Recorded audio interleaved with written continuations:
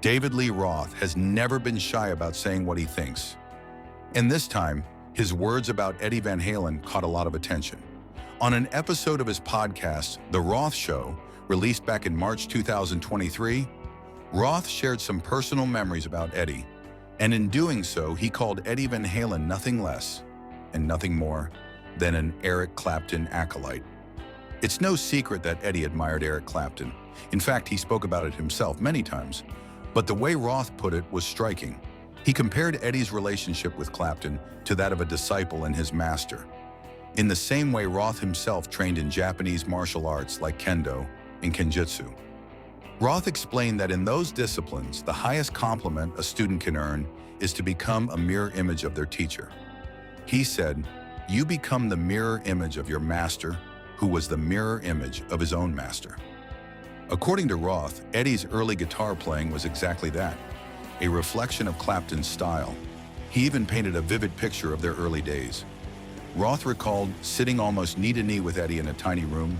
Both of them broke, with Eddie practicing his guitar on a mattress while Roth sat on an amp. And in that little room, there was a single poster hanging on the wall. Eric Clapton. Roth said, Eddie barely could afford shoelaces when he was learning to play guitar, and he followed Clapton like a disciple. Of course, Eddie didn't just copy Clapton forever.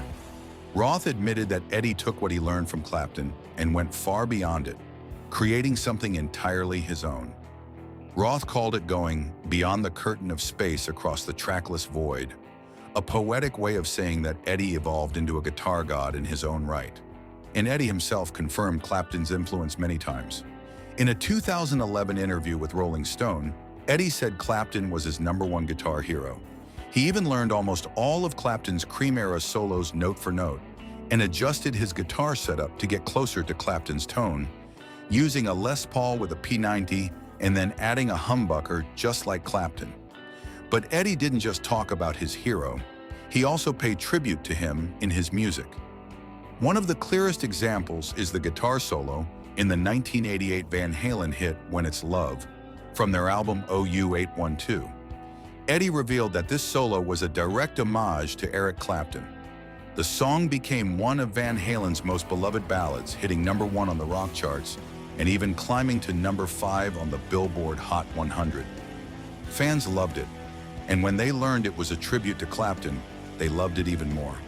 In a way, Roth wasn't wrong when he called Eddie an Eric Clapton acolyte, because that's where Eddie started, learning everything he could from his hero. But he didn't stay in Clapton's shadow. He took what he learned and turned it into something brand new, something no one had ever heard before.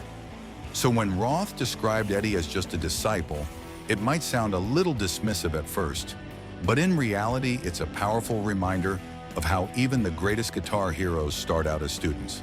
Eddie began as a mirror image of Clapton, but then he became something bigger, something uniquely his own.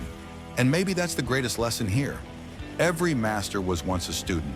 Every legend was once a disciple, even Eddie Van Halen.